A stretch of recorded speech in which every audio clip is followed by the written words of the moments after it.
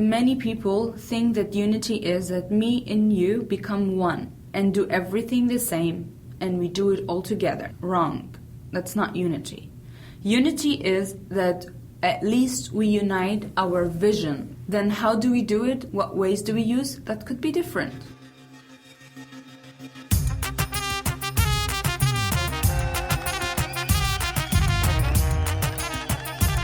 Hi friends, and welcome to another episode of the Assyrian Podcast. On this episode, we get to interview Savina Dawood. Savina is an Assyrian activist who studies her master's in human rights and co-founded the educational institute called Ituti. Ituti helps Assyrian children in the homeland gain real leadership skills and develop. Check out their website at www.etuti.org. Follow Savina, find her on social media, and get to know more about what she's doing. Savina is fierce, and I believe she is speaking for an entire generation of young Assyrians who want to make a difference. So enjoy the episode, but first, thank you everyone who's been emailing and messaging about people who could be on the Assyrian Podcast. Thank you to everybody who's rated us on iTunes. Please rate and review because it really does help. And if you know someone who should be on the Assyrian Podcast, send me an email at assyrianpodcast@gmail.com. We'd love to hear from so many more of you. And now, enjoy getting to know Savina Dawood.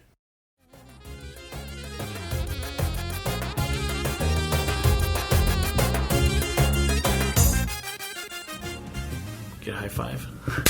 All right, I'm going to tell you what I've heard about you and what I've researched, and then you can fill in some blanks. Okay. So, born and raised in Iraq? Correct. There's a picture of you. You've got like your Assyrian garb or your military outfit on, and that's a really popular picture people are searching for you. So tell us, what's that? So that photo is from Assyrian New Year's. We make a parade every year in Nohadra, and that's organized by Assyrian Democratic Movement, Zawa. It's a political party. And usually we just dress in our Khumala clothes or the military clothes. So the military clothes because we want to support the idea that we are here, we are continuing, we're going to be fighting for our rights. Yes. So that's where the picture comes from. I am not in the military, I have never been. But if it's needed, I will be one day. But you would. Right, Yeah. So what was it like growing up in Iraq? Where did you go to school? How did you get to the point now where you're known as this Assyrian activist leader and you're really trying to make some significant improvements and changes to our ethnicity? I was born in Shaklawa. It's a town close to Erbil, 1 hour away. I'm not originally from there, but my father was running a school there. Our family comes from Hakkari, and in 1915, when the Assyrian-Armenian genocide was happening, that's when they moved to northern Iraq. I have never been there, but I would love to. And then from Shaklawa in 1991 or 2, that was the war between the central government and the Kurds in the north. So we had to flee to Iran. And I lived in the refugee camps for 7 months maybe, with my family there. In Urmia. It's also an Assyrian town. And then we returned. Urmia in Iran? Yeah. Yes. We were refugees there for 7 months or something. Got it. Yeah, the government put some tents for us and stuff. And then we returned back to Erbil. Many families, they left Iran and they went to diaspora, but my family decided to go back again to Erbil or to northern Iraq. And that's what we did, and that's where I grew up, mainly in Erbil. And I went to school to Arba'illah school. It's an Assyrian school, so I studied everything in Assyrian, like mathematics, chemistry, anything that you can think of. I studied it in Assyrian in primary school and in high school. And then... Wait. What you're telling me is there was a private school... It's actually public school. It's by the government. However, the efforts of making that school, it came from Assyrian Aid Society and Assyrian Democratic Movement in the early 90s or mid-90s. That's when they established the school for us in Erbil and in Nohadra. And nowadays you will see these schools all over northern Iraq. So you have to understand, here in the States, when we turn on the news, we hear about which kind of soda Donald Trump is drinking. That's the extent of what we hear. And we don't really get a clear picture. So when we hear of Iraq, we think of Saddam Hussein, evil regime. Mm-hmm. what you're explaining to me, though, is that there was a publicly funded private school or public school. Not by him, though, because Okay. the North was not directed by Saddam at that time. It was directed by Kurdistan regional government. So that's when these political parties, or this political party specifically, they struggled a very long time until they got it approved for us to have school teaching in our own language. But they did it, and they started translating books, all the educational curriculum. And now we have Now, it them. was Assyrians who were pushing Correct. hard with the Kurdistan government to say, we want our kids to learn and speak. And Correct, yeah. So your dad was the principal of this school. No, my dad was the principal of another school Got in a it. different But they city. sent This is you when I over- was 2 years old. Okay. This school was established when I was 5, 6. So, yeah, that's a different time. Because when we returned from Iran, we didn't go back to where my father was teaching. We went to Erbil, which is, 1-2 hours away from it. And this specific school is in Ankawa, which is a town known for being, in majority, Christians live there, Assyrians live there.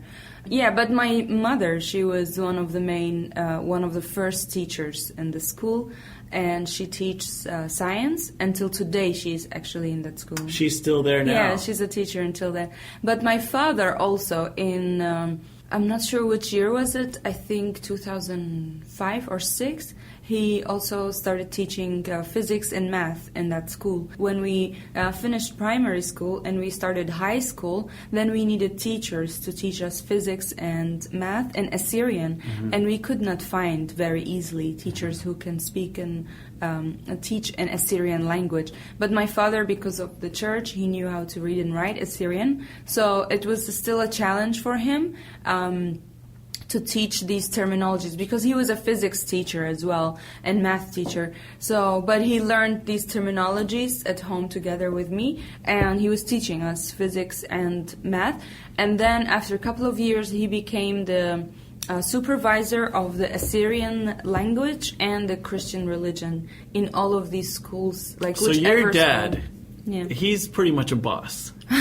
He pretty much goes into a community and he invests himself. He's Two got schools. He's in charge of the schools Yes. that teach Assyrian and that teach Christian religion. And he just needs to make sure that the teacher is going according to the plan, if everything is going well with the educational system. When I hear the word Kurds and Assyrians, it's always negative. I'm always, when I read it in different places on Facebook postings, whatever it might be. But what you're talking about is a place where somehow Kurds worked with Assyrians to establish a school.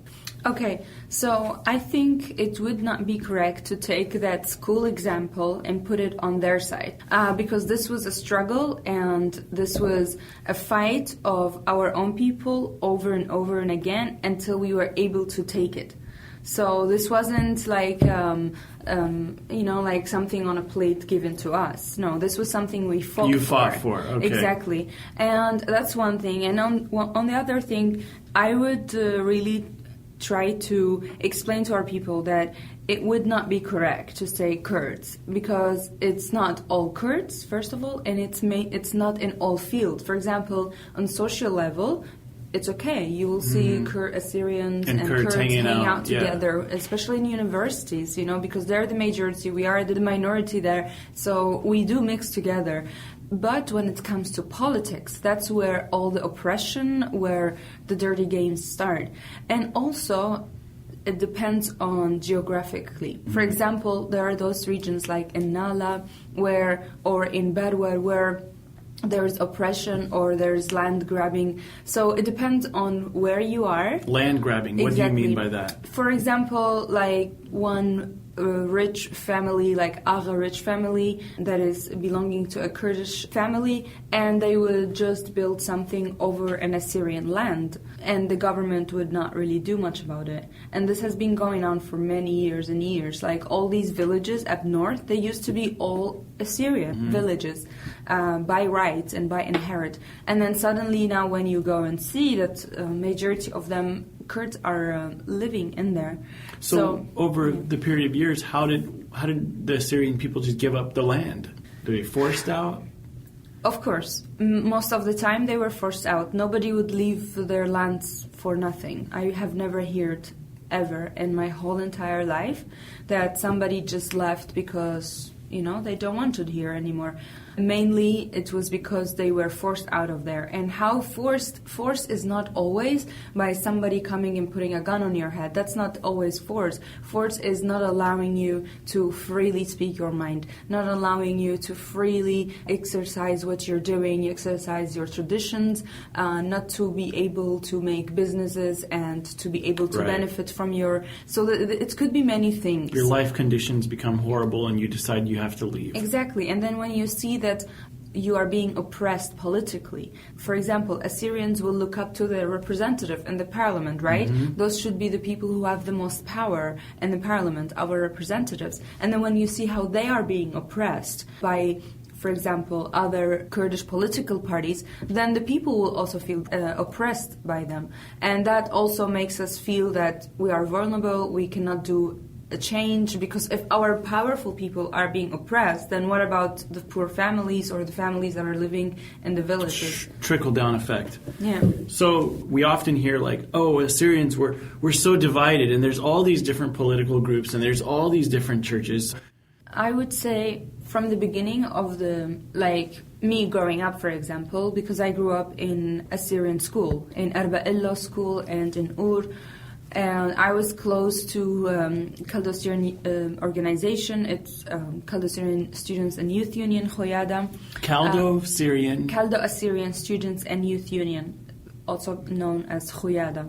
Got it. It's a youth organization. And that must be a combo of Chaldean, people who identify as Chaldean and people who identify as Assyrian. Yeah. So you grew up within that institution, or this is what the environment I'm telling you. Sure. My school was Assyrian. I was involved in this youth organization. My family is Assyrian, and at that time, everything that I remember from my childhood, for example, was done by the Assyrian Democratic Movement. It was the most active, and still is the most active Assyrian party.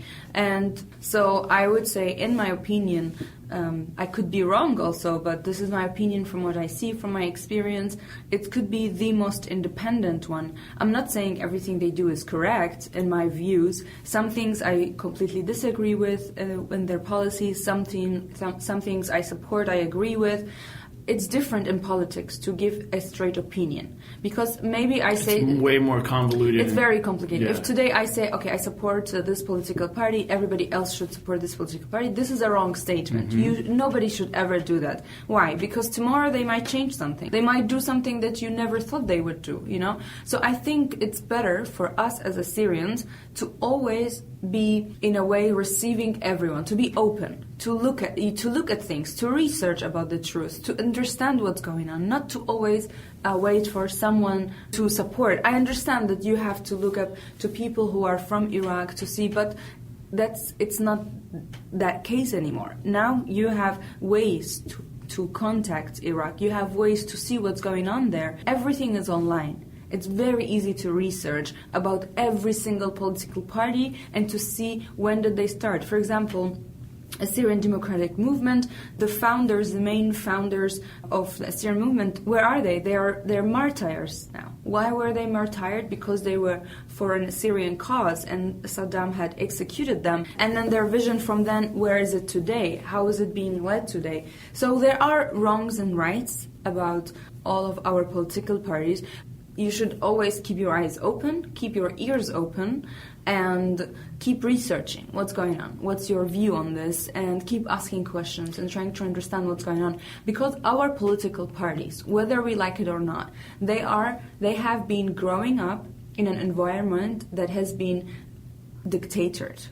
So I still see some ways or some understandings that are not modern within our political parties, that they need to change, that they need to be more democratic, they need to be more open, they need to be more flexible. And I think they also need a push from the youth generation, from the young generation to change. And to be honest, I do see them getting better. I do see them changing. For example, you will see the platform. Before it was only available to read in Arabic, everything. And now you can see them translating everything into English as well. Because now they understand the influence of the international community and that they need to understand our point of view or the Assyrian Democratic point of view of the political environment in Iraq. So I see them changing, our political parties in general. Well, I think that's a lot to say, and I think that's really helpful because the narrative I was given is there's a good guy and there's a bad guy, and yet moving forward, if the Assyrian people are going to diversify from within and they're going to find an identity beyond different parties, it begins with acknowledging that these different parties had very legitimate reasons for heading in different directions at one point or another. That's, I think, the hard thing of being an institution these days is you might find out that the purpose for which you were created has been fulfilled. And you've got to start either going back and reconnecting with the people you're originally connecting with or, determining a new direction. And so your attitude of we've got to have an open mind. We've got to continue to watch the issues. Don't just, today someone says they're heading in a certain direction, but people change. They're malleable. And the issues that we're dealing with is not like they're static. So let's hear about that for a second, because the fall of Saddam happened in 2003. What's been the result of that for the Assyrian people in Iraq? I know that's a big question. Yeah, it was a changing moment for us, but unfortunately it was for worse, not for better. How? The United States of America, their foreign policies, the way they managed it, the way that they put up together this new transitional government for Iraq, it did not even include minorities. It did not even include indigenous people. It had nothing to do with us. They did not even put us in the political equation that they built for Iraq, which is, in my opinion, one of the reasons of why today Assyrians and Yazidis are facing genocides and ethnic cleansing in these regions, because they focused on dividing the government and Iraq to Sunnis, Shias, and Kurds. And this is who they gave the government to. This is who they handed power to. Was this based on numbers? How many people they have in those regions? It was based on numbers. It was based on power. It was based on oil. Got it. Yes. So where are we at now? Well, I cannot explain in very short time. This is a very broad topic of where we are at now. But we picked it up. I mean, as Assyrians, one of the characteristics... The Assyrian Democratic Movement has been a huge voice to... Exactly. In my opinion, if it wasn't for Assyrian Democratic Movement, Assyrians in Iraq would have long be gone and vanished within other cultures and other communities there. So I think we are still on the right track somehow. That's how we are keeping it on. But I think we should improve it better. We should empower our own youth onto understanding and educating ourselves on how we can fix this. So not too long ago, I was watching a documentary on Amazon called Silence After the Storm. And you have a line in that where you say, you're for unity and not division. You see, unity, many people think that unity is that me and you become one and do everything the same, and we do it all together. Wrong. That's not unity. Unity is that at least we unite our vision. Then how do we do it? What ways do we use? That could be different. Different political parties, they can sit down together, they can have a unified vision.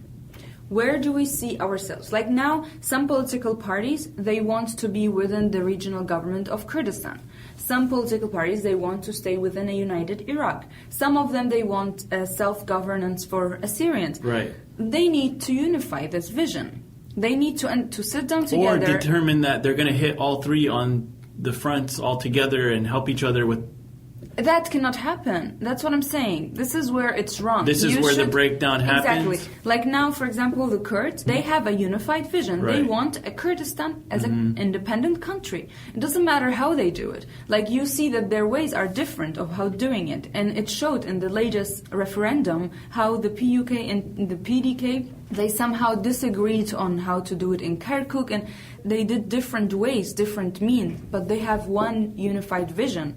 And this should be the same, that we should imply it, that we should sit down together, figure out one vision for our people, and then we can have different ways of doing it. It doesn't have to be the same exact way that we work for it. And unity for us, for the people, it's not that we both say we are Assyrians, or we both say we are Surai, or it's not that. That's not unity. Unity is when I am sitting down with a girl from Nineveh, I am able to understand her accent, or dialect, she's able to understand my dialect. I have been to Nineveh. I have seen how her village is, or how her city is, how her town, and she's able to understand mine. We change our ideas, or exchange our ideas. I understand her traditional clothes. She wears mine. She feels proud of mine. This is unity. That we feel we are one people. We're able to understand each other. We are respecting each other's characteristics and traditions and everything that we have in common. And even language. Exactly. Language is one language. We just have different dialects. We have one language, we have Eastern, we have Western, and then different of tens of other dialects. I think the in 2016 at the Assyrian Convention, this unity, or the understanding of unity in this context, was clarified to me by Dr. Nicholas Algido when he said it, that unity is when I speak Marboyo, Western, when someone from Western dialect speaks Eastern, Madun Khoyo. This is unity. That me and you feel that we are the same people, but we speak different dialects. Right. Our traditional clothes are different. You come from Urmi, I come from Hakkari, but we are the same people. This is unity. And when it comes to names and those things, I think with education, with going on forward to working for our people, for our cause, I think we will be able. I see it as positive. The only thing is to be able to understand what we call ourselves. We can call ourselves whatever we want at this point, but I think with education, with getting closer to our country, to our ancestral land, to getting our rights as indigenous people, not as a minority group. Yeah, and I want to hear more about that, because you made a strong distinction between being referred to as a minority group and an indigenous group. Exactly, it's completely different. Because there's better rights for indigenous people that fit more along the lines of us, Assyrian people want to accomplish. Exactly. So tell us the difference between indigenous and minority, and tell us also what you see as what it is the aim of the Assyrian in the world today.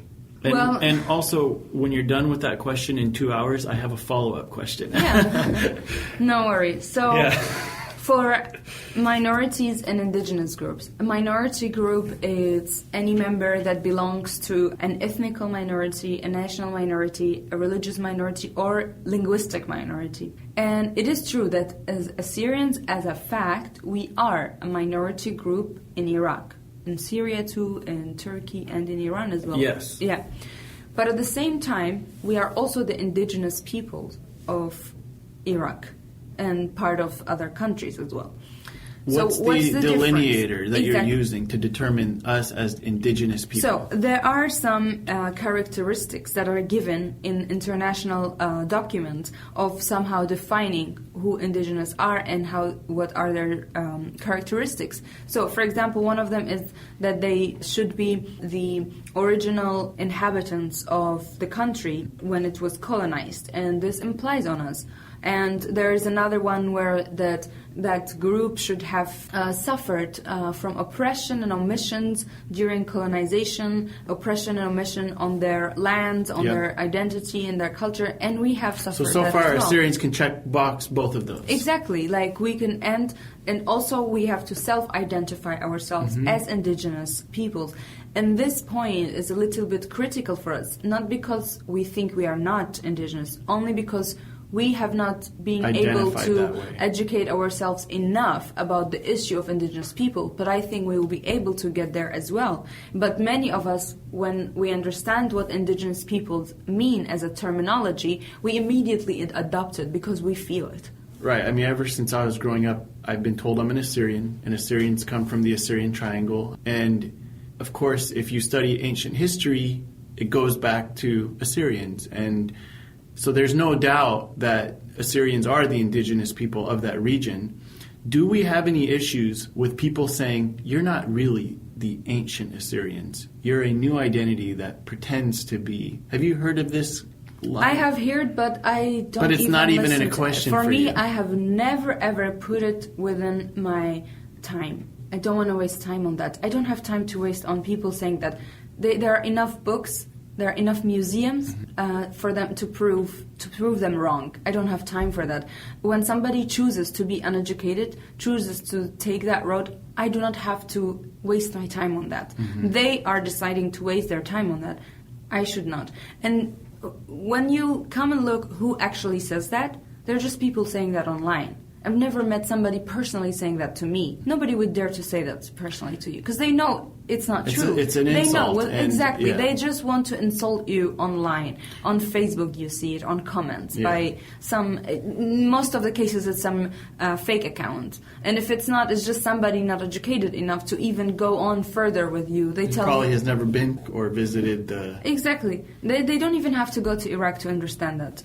They can just understand it online. They can just search for the information. Last night someone asked you a question. They said, how should we identify, or how big of a problem is it for the way that we should identify? And you responded with this really strong answer, and you said, at some point we're not going to have anything to identify with because we're arguing about how to identify ourselves. So tell me more about that. So if we keep fighting over what to identify ourselves, then we are just fighting each other. And then we're not going to have anything left.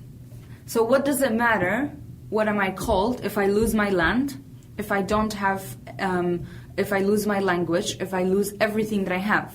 Does it really matter at that point? What is it that we want? Go back to that for a second. What is it that we want? Like if we could open up a Christmas gift this Christmas, and out of that box is what the Assyrian nation needs. That's the point. I don't know what we want. We don't have a unified vision of what we want. Each one of us wants something different. This is what I am trying, and I'm hoping that others will also start trying, is to unify our vision. I want to understand also my people. That's why I've been traveling, and I've been trying to meet my community everywhere, to try to understand their point of view, and I want to deliver my voice of what I want. I know what I want.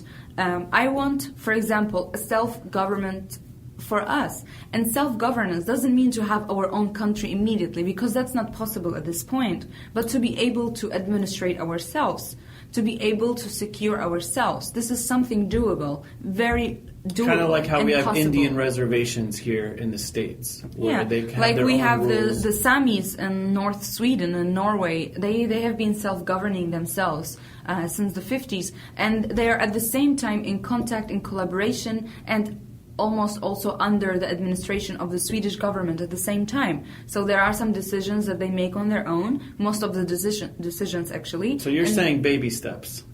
Yeah.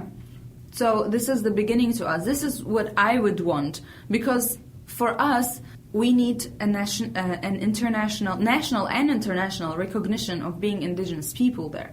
Because now you see in the educational curriculum, in our history books that we are studying in northern Iraq, there's nothing anymore taught about Assyrians and who they are.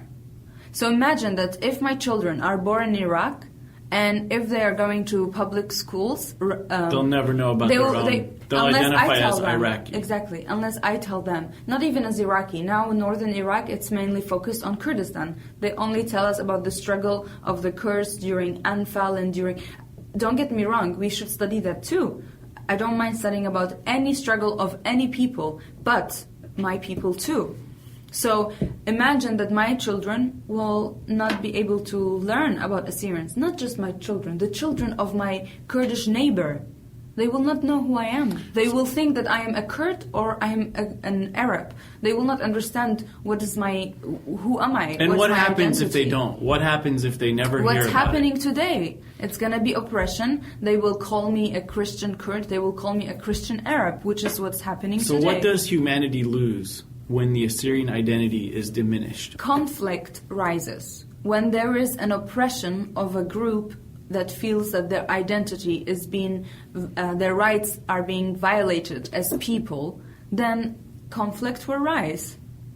This is only nature of life. When I feel oppressed, then I will be aggressive towards you. You will be more aggressive towards me. And obviously, since you are the dominating one, you will violate my rights and you will violate my freedom.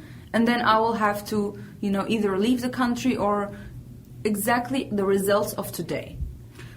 So I think the elephant in the room on this is you're someone who is approaching these matters from an educated perspective. Indigenous versus minority, for example, is a very important delineation to focus in on. Also, being able to acknowledge what it is that we actually need and coming up with a shared common vision and recognizing that within our political parties there's going to be divergence, and that's okay. But then there's this other piece, and it deeply affects the Assyrian nation, and I know people will want to hear more educated, understanding perspective, and it's the church. For thousands of years, Assyrians have identified as Christians. Many of Assyrians get their direction from church, from spiritual people. So what do the churches need to do? Do you even speak to that from your perspective of where you're at and what you're trying to do there? So I was raised as Christian Assyrian. I was raised in church. I was in the choir for as long as I can remember. I love being in church. I love the atmosphere there, the tradition and everything. Within specifically our church, we always also, even in our prayers, you can hear the Assyrian as a nation. And from our church leader, you can always hear that they're telling us you should build Assyrian families, you should name them Assyrian names so they don't lose their identity. So from my church, from my own church, I have always learned to love my Christ and my Assyrian nation, both of them. And in my opinion, or my advice would be for people who their priority is towards the church or towards their belief, they can use that belief and that faith into their work and their dreams as Assyrians. So, because as a Christian, anything is possible, right? Christ tells you, if you believe in me, anything is possible. So please, for my brothers and sisters who believe in Christ, and Christ is their priority, so use that faith, be strong in faith, and then use it for your dreams, for your missions and goals towards our nation. For me, I would rather have, I don't really like to interfere within churches because that's not my field. You see, I can talk about politics because I've studied through politics. I'm experienced in that. I don't want to talk about church because I'm not a religious person. By religious, I mean I don't have any qualifications as somebody in a church. My role is only as a believer.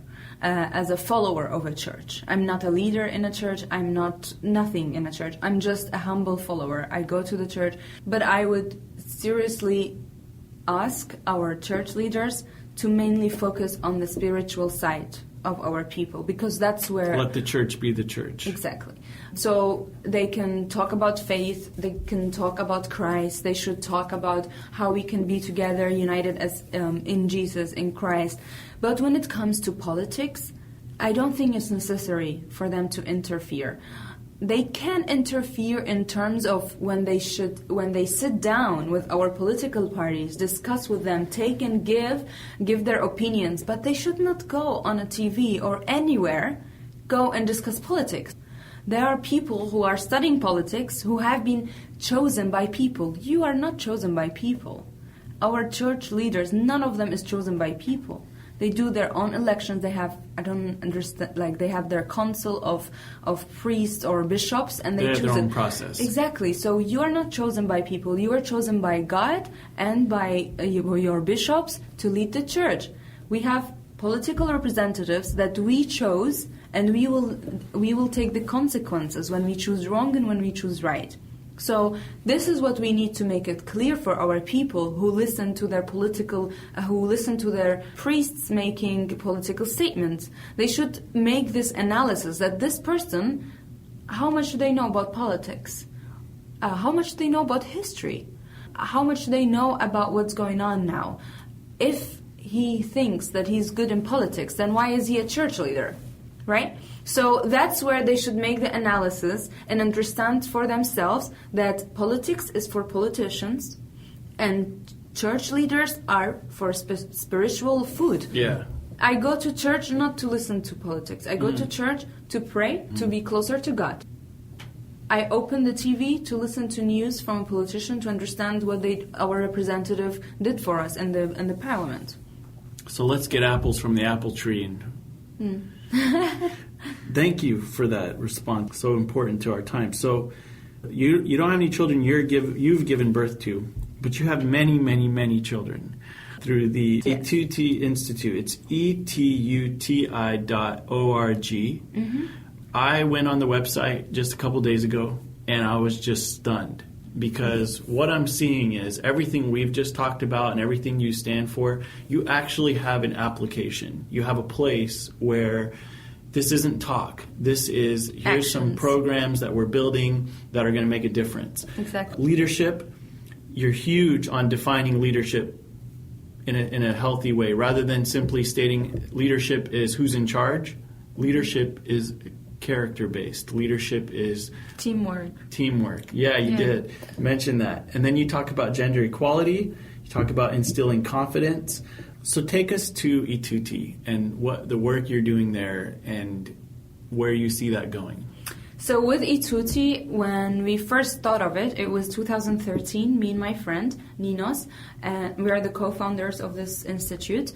We were thinking that we don't have any Assyrian leaders in our modern days, like Assyrian leaders that we look up to. Yeah, you told the story of how you guys tried to name Exactly, an we tried to leader name Assyrian leaders that Assyrian nation appreciates and looks up to. that are current. Exactly, that are current. It was maybe one name or maybe none. I don't even remember. It was a long time ago.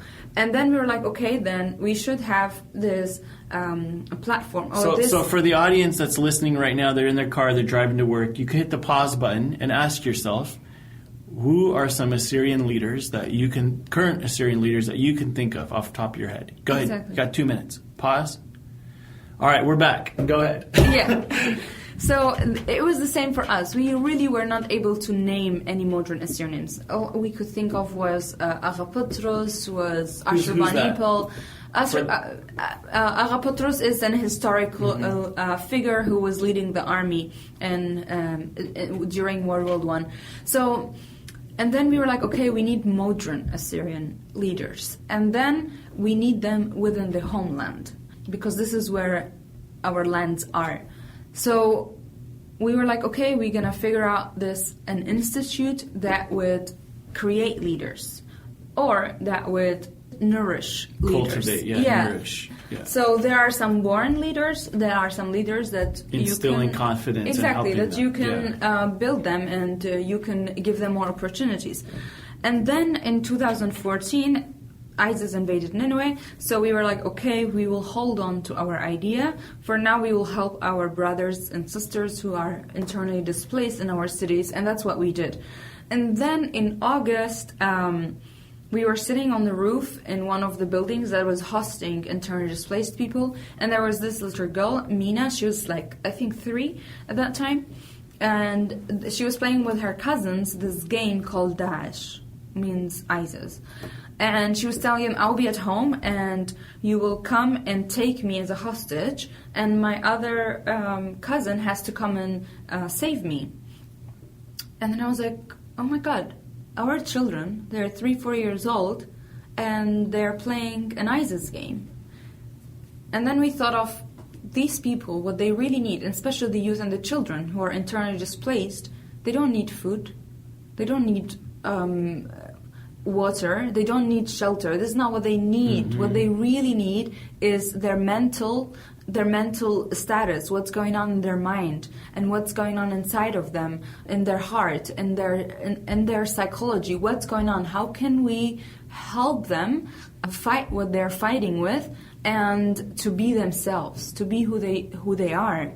And that's when we were like, okay, let's establish this, let's start with this. And that's what we did. We started with educational and sports programs, and we went through all the IDP camps there. And what's an IDP camp? It's internally displaced people's camp. So and, a camp and, where and internally you're seeing displaced. thousands or hundreds of kids show up to these things because ISIS took over. So for in Syria. within Ituti programs, and especially the Christmas campaign that we have been doing since 2014, we have been through 15,000 children. So 15,000 children within, and among them 4,000 or 5,000 were also Yazidis that we went to their camps and we gave them gifts and we spent Who time are the with them. Yazidis? That's actually, I wrote one of my papers about that. Okay, so we'll look that one up online. Yeah, it's a 20 pages. I will send it to you because You can't it's answer it in controversial. no, I'm just kidding. No.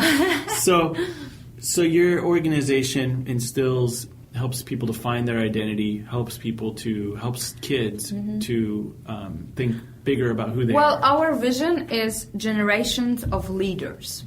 We want to have generations of leaders, yeah? Because if you, throughout time, I have heard that people say, oh, we need generations of students, we need generations of soldiers. Ituti wants generations of leaders. We have students, we have soldiers, but we want generations of leaders. And that's what we are looking for. We want to empower our children and our youth to be able to lead in different fields, in society, in social fields, in religious, in economy, in politics, in education, in all different, in entertainment, art, everything. Yeah, and there's many different programs for all the There different... are 9 different projects. Each one of you will give you a different field and sense of leadership. We have trainings and workshops where we train them on leadership, communication, and all of that. And then we have human rights where we train them on human rights and explain to them what human rights are and how do we fight for them and how do we record violations or how do we identify them. And then we have a sports program, we have fine arts program, we have friendship program where we take, the idea of friendship program was to take the IDP, internally displaced youth and children outside of the camp and hang out with them like in a cinema or in a picnic so or a they party. get the sense of community and friendship. So we can build friendship with them. We don't want them to feel that we are doing this out of sympathy. No, it's because we are same people. You are suffering and we are just helping you to stand on your feet because you're a survivor. You're not a victim. I mean, you understand my point. We are victims too, but you should have the sense of a survivor because you survived something huge, something tragic. The thing I really admire about you, and I've now, the longer I've gotten to know you, I'm seeing is something we desperately need as Assyrians, is so many Assyrians have in their mind a genocide. It's traumatic. It's in our collective history, collective memory. Mm-hmm. I don't hear that from you. I don't hear a poor me attitude. I don't hear we've been through too much. Yeah, we have been through so much. Mm-hmm. That's something that we can find in history books, that we have it almost in every family. My family have been through so much on its own. We left Hakkari 1915 because of a genocide. We went to northern Iraq. My family in 60s, they left again because the Saddam regime was bombing the area. They went to northern Iraq. And then again, in 91 we had to leave and become refugees in Iran, and then again we came back, and then in 2000 they bombed our house. I was in the house. There was an Islamic Kurdish movement rising at that time in Erbil. They bombed our house. We were sleeping in the house because we were the only Assyrian Christian family in a Kurdish neighborhood. We moved to another Ankaw, as I told you. It's a town that is mainly... So I have been through so much, but I use this as a strength point. I use this as a way to survive better, because when you suffer, you know how to survive better. That means you're stronger. It doesn't mean you are weaker. Mm-hmm. Just the fact that you have survived something that horrible, that alone makes you a stronger person. And this is what you want the kids to understand. Exactly. Because we have seen how this has affected our parents. And we can see that our parents, older generation, They are more afraid, I would say. And they have came to these countries, just wanted to leave homeland. They wanted to forget everything about it.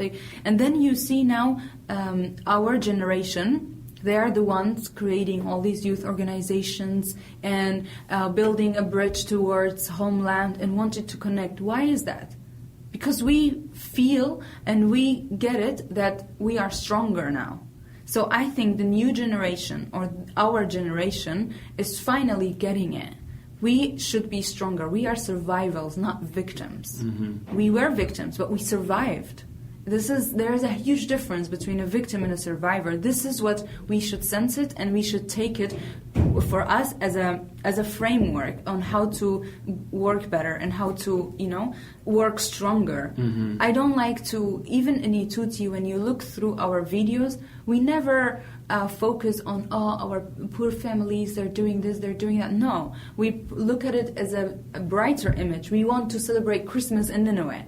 Let's celebrate it. We don't say they have been through so much, they haven't had... No, I don't like to promote sadness. This is what many charity organizations and many these non-profit organizations do. They show you a picture of a child ripped, their clothes ripped, and they ask you for money. That's not what I want to do. I want people to feel strong and to feel obliged to help their own people. Not out of sympathy, but out of feeling that we are one. That I have the obligation to help my brother. I have the obligation to support my brothers and sisters. First, thank you so much for being here. Thank you for having me. You've got a vision. You've got a challenge for who we are, and not many people are able to articulate. And my parents moved here from Iran. My dad, and they've established themselves. They own property. But the younger generation, we were never given. Now, this is what you need to do. And when I hear you speak, I hear that. So thank you for being here on this show. And I want us to do it again. Yes, is that a deal? Is that a deal? Definitely. All right. Thank you so much. Thank you.